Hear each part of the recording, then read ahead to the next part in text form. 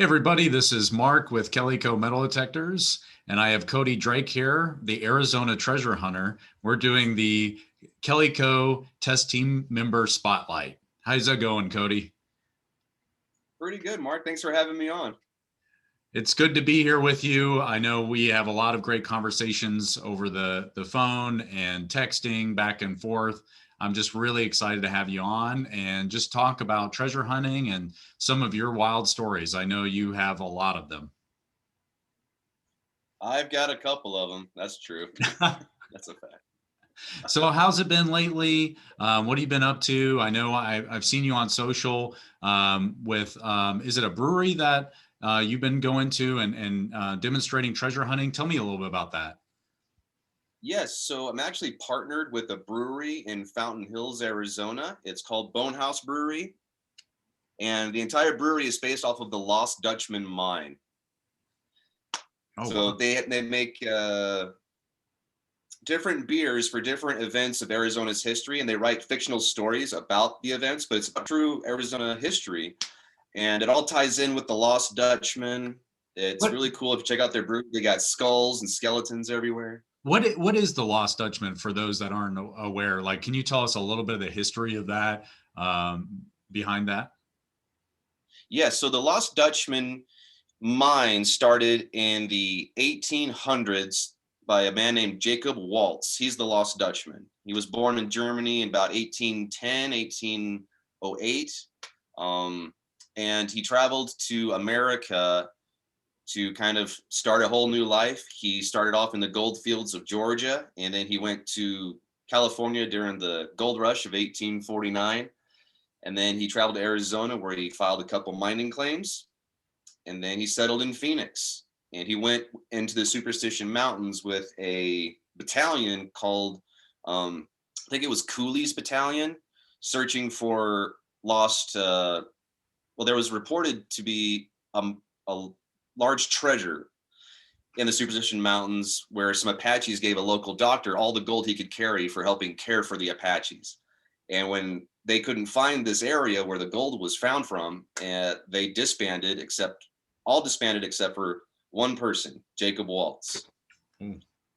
And he went back into the Superstition Mountains alone, and he was attacked by Apaches.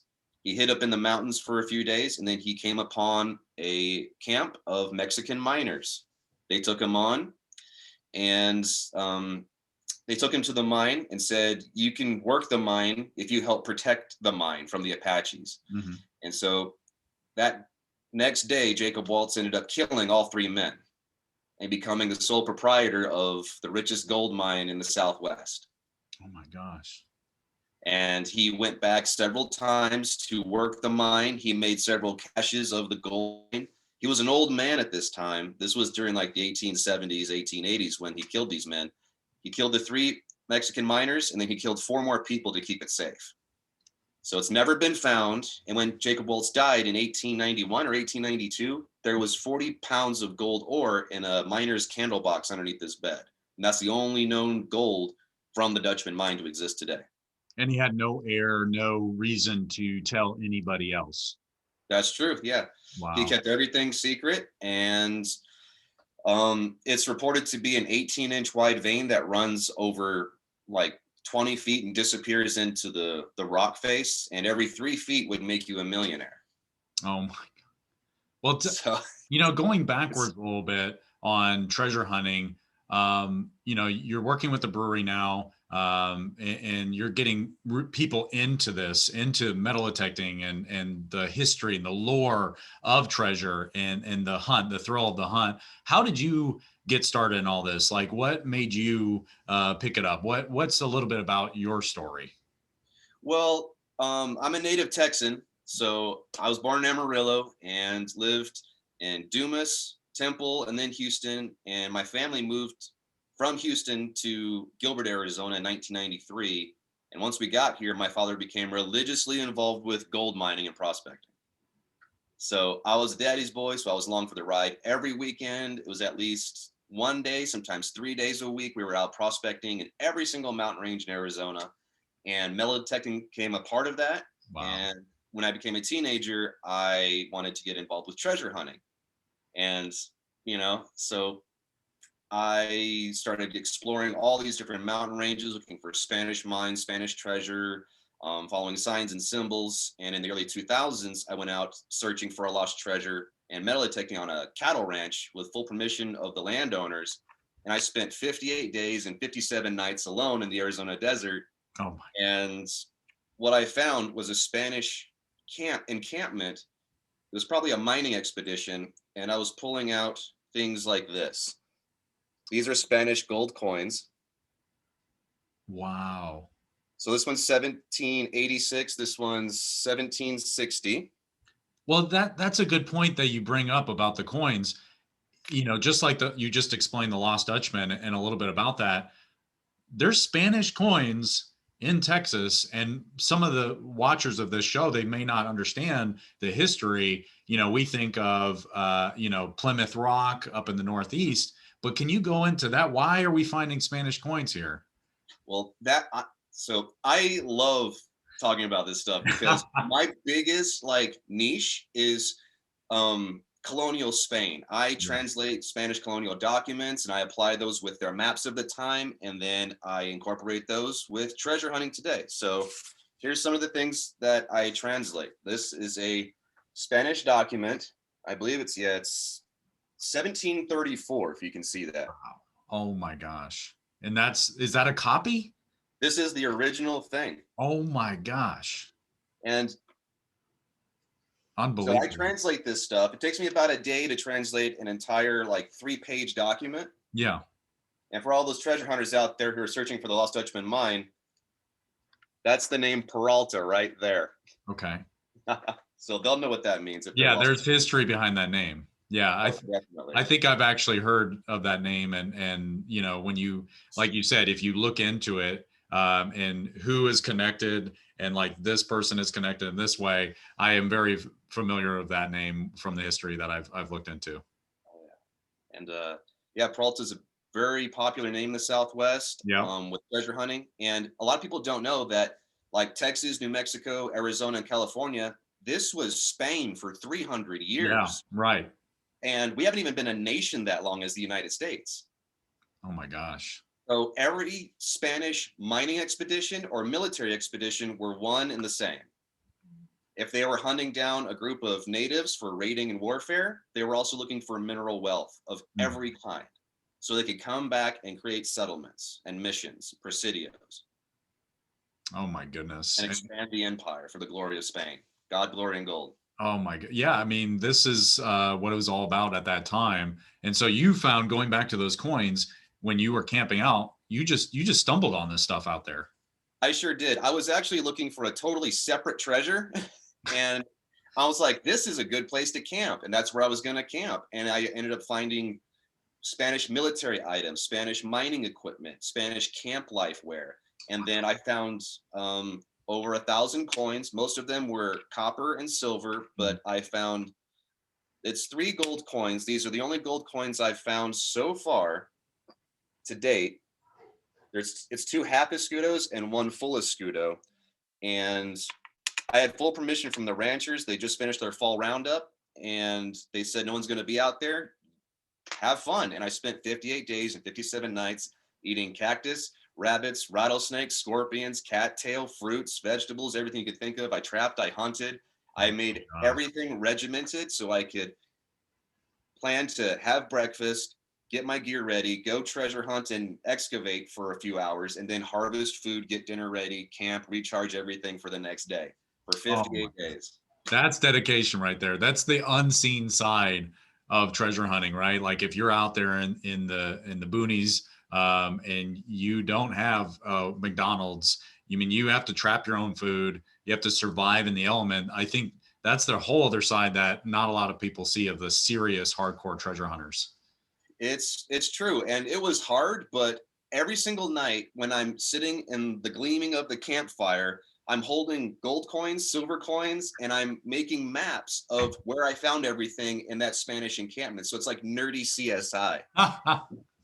That's a great treasure hunter CSI. I love that. Yeah. And so that way you're piecing everything together. You can find out where they had their horses picketed. You could figure out where their tents were, and also I was finding flattened musket balls and bruised musket balls on the ridge lines above and broken arrowhead points in their encampment. So they were shooting Wow. up at natives that were shooting down at them.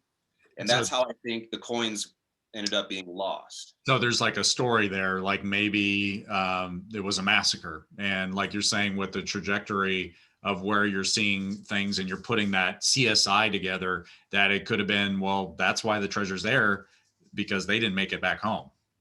Yes, that's true. And actually, all of my coins from the encampment into the riverbed and up the hill were all in a straight line where somebody or some animal was running. Wow. And the last coins that I found were on the very top of the hill, and those were the 3 coins, and they were all found together. Oh my gosh. That, I mean, you're solving like unsolved mysteries from hundreds and hundreds of years ago, and you're putting the pieces together. And it's like, well, what were they doing there? Was there a greater? So it's the incident that happened there, but where were they headed? What were they doing? And as you know, this is a question I had for you both in modern times and back then. How important is water in Arizona in the desert there? Like, is that part of finding where locations are? And you mentioned signs. How is that significant? Yes, water is very significant because what they were using back then were the same rivers, creeks, and streams that we're using today. And also, Mhm. there's things called tanks. It's the solution holes in the bedrock, basically the big water pools that you see in the riverbeds. Those existed hundreds of thousands of years ago, and they exist today. Native peoples used them for thousands of years. The Spanish used them, and people like me are using them when we're going into the mountains. Instead of carrying 20 pounds of water, I carry a water filtration system, and I go from water hole to water hole to water hole. Ah, That's what they were doing back then, except they were just drinking it straight. which can be a little risky at times. Yeah, very, very risky. So I imagine this is probably heavier duty than a life straw. This is probably like a real filtration system. Yes, I use catadiene water filters, Okay. and they could purify any color of water that you can find. No matter what color or how it smells, it Oh my purifies God. everything. So you had some dodgy, questionable, like this is a puddle, I'm just going to do it, kind of thing. Yes, especially when you come across orange water or black water, and it'll still purify it. It's drinkable, but it's going to smell the exact same, or it's going to taste the exact same way as it smells, but it's drinkable. So you have to like hold your nose when you when you go for it. Yeah, so if you go out there treasure hunting like hardcore, you're going to have to get over the gross factor really quick. There you go. It's not for the faint of heart, but man, what a story. I love the history. I love, I mean, I'm sure we can talk a long time on that. I think we should definitely save that for future conversations, because I do have a question for you on other things that you have seen out in the desert. I remember one of the first conversations we had, we talked about some spectral type witnessing that has happened. Tell us a little bit about that, how treasure hunting has different forms and can meld into different types of it. What is treasure? What is the definition there? But what other things you can see out there in the desert? So with treasure hunting, there's many different forms, and I apply them all together, like gold prospecting, metal detecting, magnet fishing, river hunting with snorkels Wow. and gloves. There's all kinds of different things. And of course, you could look for Spanish treasure like the gold coins using signs and symbols Hmm. from things that were left behind back then. Um, and of course, there's rocks and gems out there. It's all treasure. Yeah. And even relic hunting. A lot of relic hunters out there, metal detecting. What are you using for gold prospecting? Is there like dredges and sluices that kind of equipment to, when you take the rock and you get it, you sift it down with classifiers and get it to a certain size? Do you run it through equipment, or is it just what's that kind of process like? Well, with gold prospecting, what I do is I have sluices, dredges, and dry washers, and I'll run everything through. If it's to the dry season, I'll just use the dry washer, and that uses vibration and airflow to consolidate the gold into little traps, and then you pan that out. Okay. And then with the sluices and the dredges, it's the exact same thing as the dry washer, but with water, vibration, and gravity. So it's we don't get a lot of rainfall in Arizona, so I don't get to use the dredge and the sluice very often. But I use a lot of Right. dry washing and a recirculator. So even if it's really dry, I could use water to run the recirculator to kind of do like a, I guess like a man-made dry washing dredge. Okay. That makes And I, sense. every time I go out, even just metal detecting, I'll bring a gold pan with me and a scoop just to do samples. And if you come across old mine tailings, you don't have to go inside the mines. Just take a couple samples from the mine tailings, take them home, crush it up, pulverize it, and then pan it out and see what they were mining.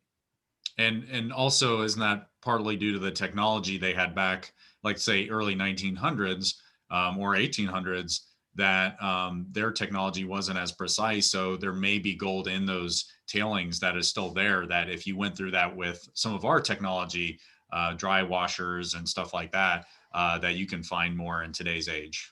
Oh, you definitely could. So back then in the 1800s and early 1900s, if you had a gold mine that produced under 3 ounces of gold per ton of earth removed, it really couldn't cover overhead costs, so they would shut it down. But today, if you had a gold mine that produced just 1 ounce of gold per ton of earth removed, you're a millionaire. Wow. So take some samples, crush it up, pan it out, and if there's enough gold to justify you reopening that mine, you can go to the BLM and file a placer mining claim or a lode mining claim. So, That's a good point. And yeah. how do you get those permissions? Is there public land, or can you ask for permission on someone's claim? Like when you go the first time, is there a way to do that? Yes, so you can do, depending on what forest you're in Arizona. I don't know too much about New Mexico or Texas, but in Arizona, we have national forests. We have Coconino National Forest, Prescott National Forest, Tonto National Forest, and different national forests have different regulations on metal detecting, prospecting, treasure hunting. Yeah, And you can take samples, you can do metal detecting, and you can gain permission for people who already own mining claims. got it. That's a big, easy solution to a problem. And if you were to find, just go out exploring and you find a mine that still produces gold once you crush up and pan it out, you go to the Bureau of Land Management and you file a load claim. And it's about maybe $200, I believe, $300. Oh, wow. And it's about 20 acres for a placer mining claim, and a load mining claim, at least, it's at least 20 acres. Some of them are 60 or 80 acres, depending on how big the mine was. And so the thing I'm getting is always ask for permission, whether it be with the federal government and a park ranger, if you're at a park, or landowners. And one of the easiest things is GPAA. If you're wanting to get started, they have the GPA membership where you can go to hundreds of locations all across the United States. And I'm sure they have them. Actually, I know for a fact I was on it's actually a Roadrunner claim in Arizona, but I know there was some neighboring GPA claims. And then you can meet like-minded people that are also doing the same thing, give you tips if they're willing to share their secrets, of how they do things and what equipment they use. That's not guaranteed, but I think that's a really good point for those that are watching and are interested in how to get started. That's fascinating. And you're finding raw elements like gold, maybe silver, gemstones. What kind of stuff can you find? So you can find everything from gold, silver, copper, ore, like nuggets, and then you can find gold, silver, copper coins. You eventually, if you keep searching for it and you use the right research, because there is bad research, eventually you're going to find maybe bars of gold, bars of silver. You're going to find, Wow. I promise you, if you just keep looking for the gold, silver, and the copper, you're going to find it. Well, that's interesting. I have never heard about natural copper other than maybe I know Michigan, Upper Peninsula, there's a lot of natural copper there, but I've never really assigned a value to it. Is there value in finding that copper? Or is it more like a cool thing that you can keep in the house and just don't lick it or anything because of how dangerous that is? So there is value in copper, obviously not as much as there is with gold, Yeah. but like just behind my house, it's Mingus Mountain. It's an entire mountain of metals. There's gold, silver, and copper on that mountain. And in the 1950s, the United Verde Copper Company, they closed down all the mines because the price of copper plummeted. Hmm. But today, that's not the case with copper. So I'll go out and I'll find these mines that have beautiful azurite, malachite, and copper. And there's azurite nuggets, and then there's copper nuggets. So you can definitely. Sorry, that there's like an update that came up. Oh, no problem. Okay. Sorry. I was like, no. Restart your computer. Restart. Okay, time. So the But copper you were talking about, one, I figure that's still used in a lot of, you have cabling and you have a lot of things that it's used in. So I think there's value there. One question I had as a quick follow-up, can a detector, I think I'm kind of leading the answer. I know the answer a bit, but like a detector hits certain metals. Some of the viewers out there may not know this about metal detecting. I know a lot will that actually detect, but isn't there a different signature of silver, gold, and even copper on metal detectors? yes, there is a different signature with gold, silver, and copper on metal detectors, and even the density of all three of those could have a different pitch or signal or number on your metal detector. That's So if you wanted to go out and find copper, gold, or silver in rock out there, just wave your metal detector on the boulders or inside the mine shaft, and eventually, yeah, you'll find it. that. And what do you find with that copper? Not to go into copper too much, but like I'm interested. Gold, I know it can be processed, it can be refined, melted down, make bars out of it. There's a lot of processes for that. And silver with copper, is it the same thing? Can you go to that same gold person and say, hey, I have some copper here? Or is it, I mean, what do you do with that? So with copper, it's not, at least in my experience out here, it's not really the same as like, hey, I've got gold, and then you Yeah. can sell it easily. A Yeah. lot of people where I live actually use copper for jewelry. Oh, that's Yeah, they make cool. earrings, necklaces, bracelets, pendants out of it, and they'll even make jewelry out of the azurite and the malachite that comes with the copper. Oh, neat. That's really cool. Yeah, and if people love lawn art with the azurite, malachite, and the copper, those big pieces of copper rock. Yeah, Yeah, that's um, super cool. I had no idea. I mean, that's my thing is like talking to so many different affiliates. You learn something new. That's the first time I've heard of that in that specific area. I would love to see, I got to look that up to see some specific examples of that. But see, again, with some of the gemstones you're talking about, I mean, treasure hunting has a lot of different forms, and you learn something new every time, especially with magnet fishing too, and the snorkeling. It's not just one specific tool that you're using. It's a lot of different tools in conjunction. That's what Kellyco is known for, is supplying to treasure hunters. You have bottle hunting, you have, like you said, the magnet fishing, meteorite hunting. Have you ever done any of that with meteorites? I did some of that in Denton, Texas. Oh, Yeah, I how was ran. that? That was a lot of fun. I met some great people that are out there with walking sticks with magnets at the bottom of them, Ah, and they're walking along the roads looking for meteorites. And I now got to have a why crash magnets? I'm sorry to interrupt you, but is that something to do? The composition is a heavy iron kind of material in the meteorite. That's what was explained to me, was that it was the heavy iron content. It just sucks itself to the magnet as they're walking along these roads and these trails. And they were showing me great big samples that had, like, it looked like charcoal because it was fresh, and then stuff that was heavily polished, which was way older. But I didn't find anything. So And I think why meteorites are found more common in these areas is because it's so arid that you got to figure that they're pretty heavy and they're going to fall, they're going to like sink down in other areas or get, when they impact, they're you're gonna have a harder time. But with the desert, they're kind of just there. You have erosion that goes on with the wind and stuff, and it's really dry. So I think that's what draws out a lot of meteorite hunters to these dry areas like Texas, Arizona, New Mexico. That's yes, yeah. And even if like you're out looking on, like, if you have permission for looking for stuff, making pottery that's thousands of years old, it's just on the surface. wow. And a lot of the meteorites are also on the surface, and just like these gold coins, they were no different. Pieces of them were sticking up out of the dirt to the sky for hundreds of years. Wow. We don't have a lot of erosion here, so once it falls on the ground, it could be there for centuries. And so that's the same thing with the fossils or pottery or like arrowheads as well. Yes. Wow. Yes. After heavy rains, I know a lot of people go to the hillsides and look for arrowheads, and especially after floods. Oh my goodness. That's really cool.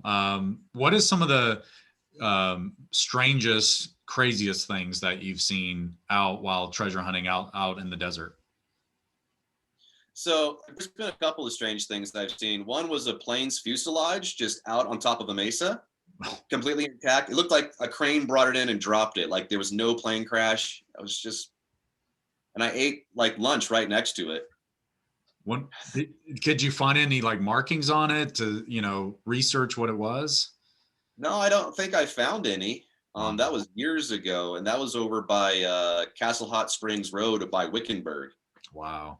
out there. And of course, when I'm out there treasure hunting and metal detecting on these cattle ranches that I have permission to be on. I run into a lot of Native American ruins. I run into a lot of old settlements, mining camps, and I run into tons of paranormal activity out there. You got to tell us more about that. What kind of things paranormal wise do you run into? So, well, That's a big question. that's a big question. Sometimes I'll be in just like on a minor level. Sometimes I'll just be in camp. I'll be cleaning up the metal detector, recharging it, and I'll hear what sounds like a man and a woman talking on the ridge line just above me. And I'll think, well, there's other crazy people out here too, aside from me. And I'll hike up there just to introduce myself, and I'll not find anybody. What kind of audio level, do you hear it at? Is it just like very distinct? It's a man and a woman clearly, like up there, Yeah, basically. you can hear the man's voice and the female's voice, and the man's voice says like 2 or 3 syllables, and the woman would say like 6 or 10. So you know that they're having a conversation, and then you go up there and there's no one. And And some I'm sorry, when you say syllables, is it like English, that you can kind of just make it out a little bit, or is it maybe a different language? It's probably a different language. I couldn't make out any words that they were saying. Oh my gosh. Yeah. And aside from the paranormal stuff, I ran into every type of wildlife out there. Like eventually, if you go out there long enough, often enough, you'll run into bears, rattlesnakes, mountain lions. You'll run into bobcats, mountain goats, bighorn sheep. You'll run into absolutely everything. I've ran into everything except Bigfoot. So you probably need to have some kind of protection, either a big knife, but why bring a knife when you probably should bring a gun to a knife fight? I'm sure, Yeah. especially with bears and mountain lions. I don't think a knife would be a good idea. Yes, I bring a firearm, and I have a collapsible shotgun that I put in my pack just in case I run into a bear.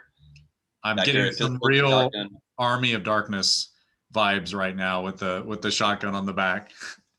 I am a huge Evil Dead fan. I love the Army of Darkness. Yes, Is that your boomstick? it's my boomstick. Yeah, it's a World War I Winchester 97 trench gun. So it's a takedown. So it folds up into a little thing like this. So you can just put it in your hiking bag. Single barrel, you said, or double? Single barrel. Yeah, that was I when I first ever went hunting. That was my dad got me a single barrel collapsible, so maybe I could fashion that into something and come out there and go treasure hunting. This is my boomstick. That's so funny. I love that series as well.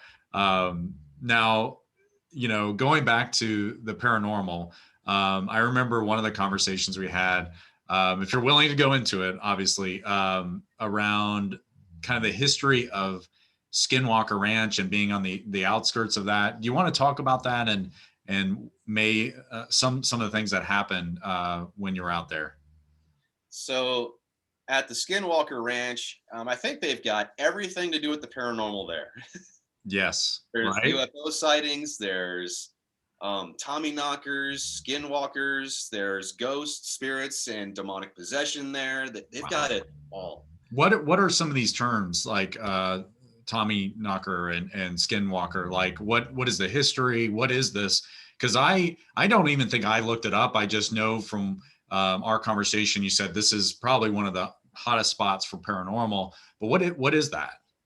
So, like a Tommy knocker is like a spirit that lives in the mines, and it could predict your death and warn you of your impending death, or it could try to save you from that horrible event, whether it's like a fire in the mine or a collapse or an elevator breaks and falls and plummets to the bottom of the mine.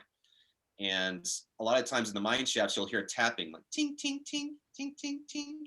And there's no one else in there but you. And they claim that would be the Tommy knockers. And Mhm. sometimes when things go missing at night, it's from the Tommy knockers. That reminds me, I don't know why, this is probably the wrong comparison, but I had lived in Iceland at one time. And again, like this is just way off, but they had I'm using the wrong word, I'm saying elves, but kind of like the trolls, if you will. And there was one, I think, that would come and steal your shoes and stuff like that. I'm probably getting it way wrong, but it's kind of funny through lore and history. And you never know, there could be commonalities. Was there something that in that area of the world, and then you draw it over here where things just go missing, and it's like that kind of like the left sock and the dryer syndrome. But when you're out there, it's like, no, there is no way that this could have just gone away. It's not possible, and that might be why we're finding these Levi's in the mines that are worth, like, what are they worth, $100,000 or more for these pants? Yeah. Incredibly rare, like denim overalls, pants, jackets, and yeah. I took us way off track, but sorry. Now, what is a skinwalker, and what are the other terms that you were saying? Okay. So, one of the things I also do as a profession is I'm a ranch hand on a 55 square mile cattle ranch outside of Winslow, which is on old Navajo land. So that's big Skinwalker area. And the Navajo word for Skinwalker is Yinalalushi. And Wow. what a Skinwalker is it's pretty much a Navajo witch that shapeshifts into different animal forms that it chooses in order to spy on you, trick you, and lure you to your deaths. My gosh, that's not a good thing.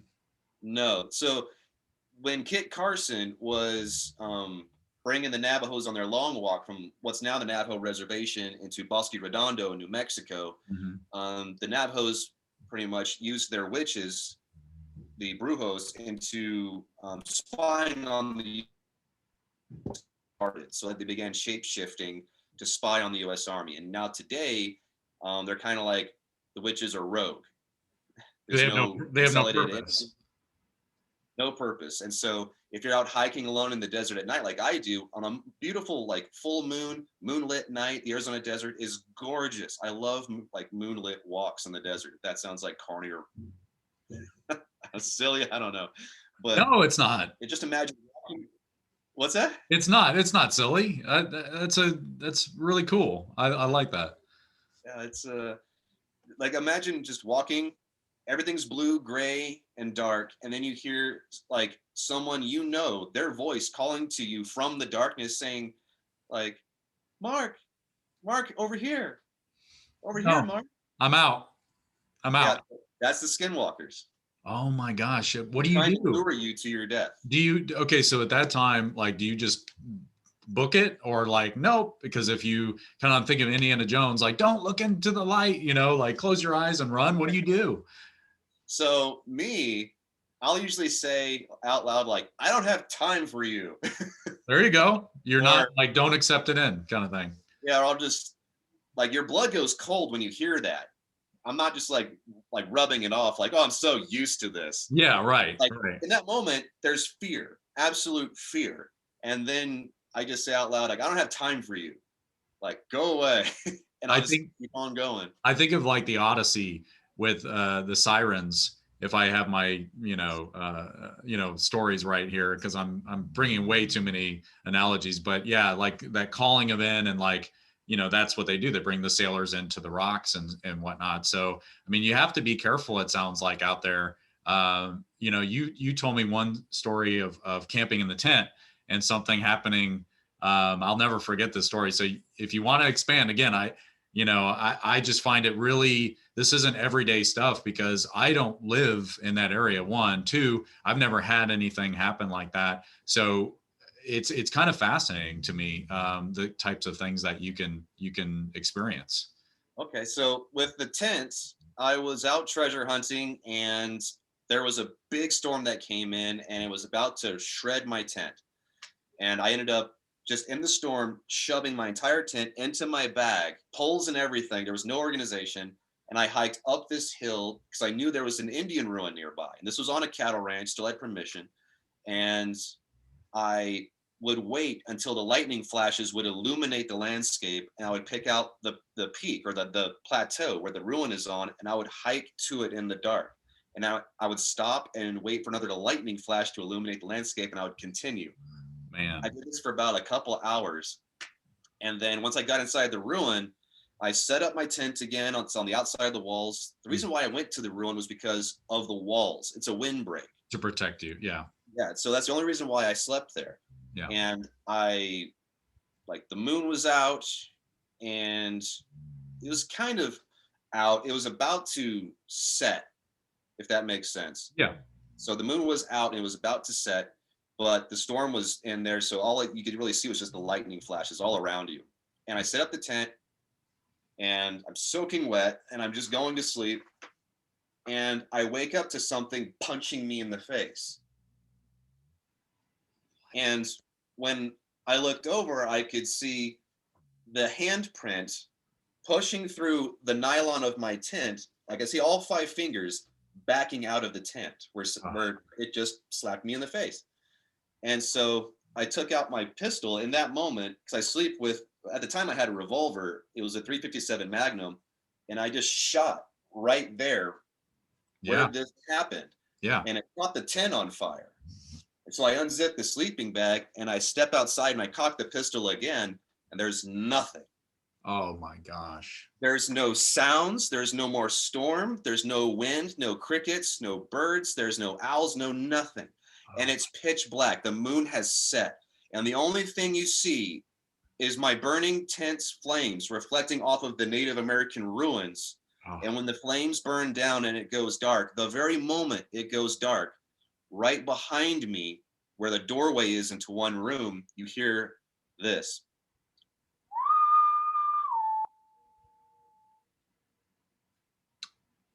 I have chills right now. And I didn't go to sleep that night again. I'm not going to go to sleep tonight. Holy smokes. I mean, wow. I just really thank you for sharing that story because it's so wild. Like, again, the stuff when you're out treasure hunting, you're out doing this stuff. It's not like you're expecting any of this to happen. You have a goal of like, you're finding coins, you're finding treasure, you're, on walkabouts, as we would say. And just the stuff you can witness is absolutely wild. And so you're kind of documenting this, if you will. You're telling your story at the brewery. Where can people find a little bit more about you and follow more of this and read some of your past stories? Where do you post this stuff? Well, I post everything on Facebook, Instagram, and YouTube. So if you go to all 3 of those platforms, Facebook, Instagram, and YouTube, just type in The Arizona Treasure Hunter and you'll find my content. Every Friday, I post a lost treasure story of Arizona's past that you can still go out and find these lost treasures. They're still out there waiting for you. And on Instagram, I post pretty much all of my finds throughout the weeks, all the rare, unique things. And I've been really bad about YouTube lately, but about every 3 months, I'll do a new YouTube video.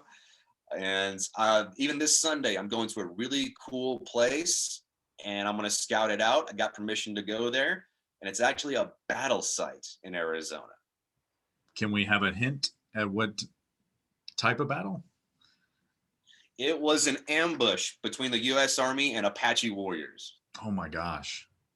So there's not many places in Arizona that you're open to metal detect on, but I got permission from a rancher to go to this one area. And I'm going to do probably a short YouTube video there and do a little bit of metal detecting. And then I'm going to plan a bigger trip to go out there for days.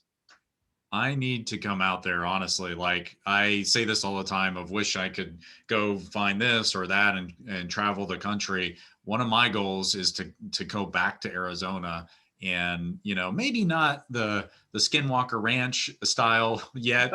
Got to ease Yeah. into it, but definitely, if you know me, I've been on the Coffee with Kellycos with Carolyn at Kellyco, and I always talk about finding gold, and finding Spanish treasure like that would be amazing. It would be a bucket list item. So I'll definitely need to schedule something sometime, and that would be amazing. Oh yeah, we could definitely do it, and I'll set you up for the path to success when it comes to looking for Spanish stuff or Yeah, Mexican military, U.S. Army military, the Apache Wars, or man. mining exploration. I can give you all that nerdy information. And I will give you another Indiana Jones quote. I am all for it belongs in a museum. Like, I love that. If there's local museums, and even the Yes. brewery, if they have a museum, I'm not one to keep anything myself. I think that's part of treasure hunting that doesn't get talked about enough, is like some of these, especially relics, if it's iron based, there will be a time where it just completely falls apart and disintegrates. Yeah. So I think, as you can probably attest to with treasure hunting, a lot of people think, well, oh, it's in some, like, I don't know, closet or something. Well, the amount of times that doesn't get talked about, where things are put into a museum and restored or preserved with electrolysis, with things that can rebuild the metals or put coating on something. So do you have any experience with that, and do you believe in that? Yes, and let me start from the beginning. So, like, being the first person to find the very last thing someone held hundreds of years ago is a feeling that cannot be put into words. You are a direct connection with that moment in time, with that person who existed. You are holding their legacy of their life.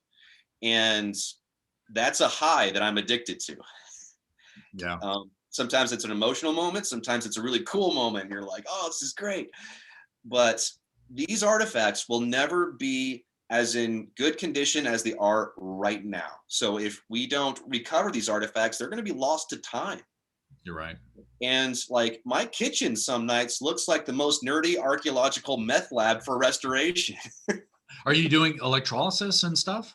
Yeah, I do electrolysis, and I do stuff for like just removing debris, like with just regular white vinegar. And I just let it naturally fall off. Then I just pat it down gently, and then I let it sit.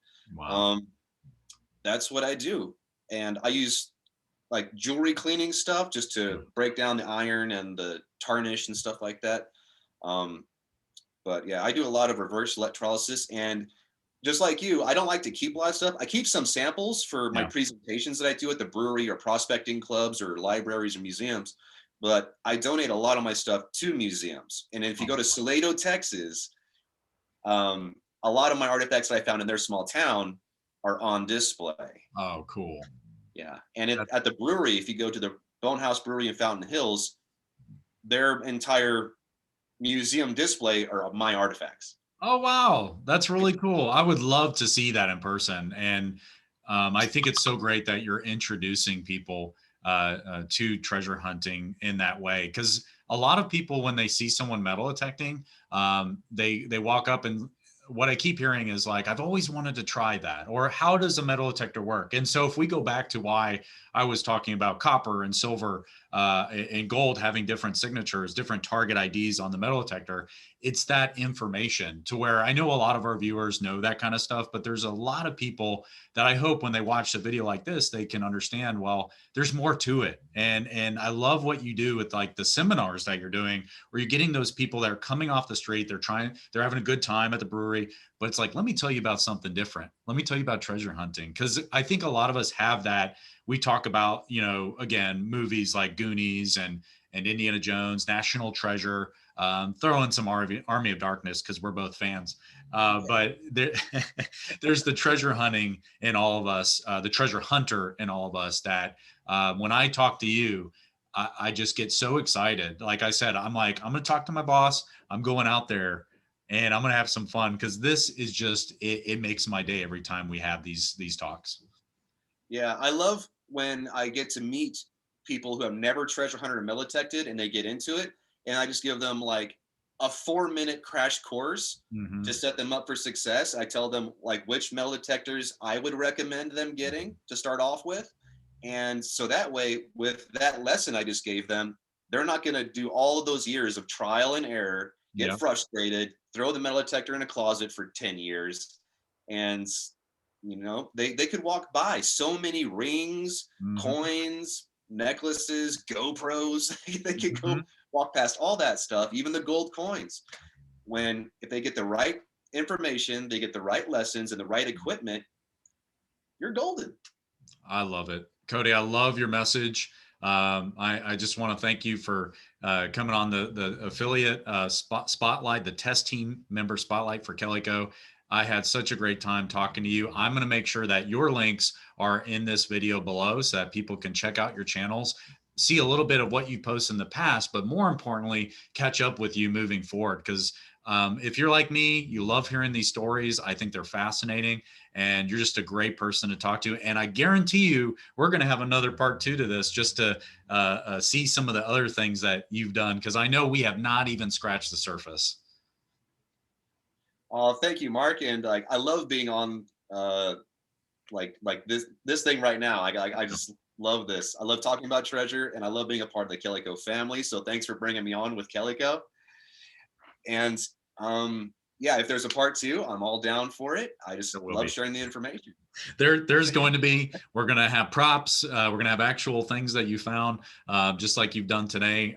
That was so cool. And plan on it. Everybody stay tuned, because we're definitely going to have part 2, and I hope more. This has just been a pleasure. And thank you for being part of the Kellyco team. We really appreciate you. And we're so excited to do more with you. Thank you, Mark. It's a privilege. And yeah, thanks for having me on today. And I hope everybody enjoyed the show. All right. Well, we'll stay tuned and catch another spotlight coming soon. Thanks, everybody. See you guys.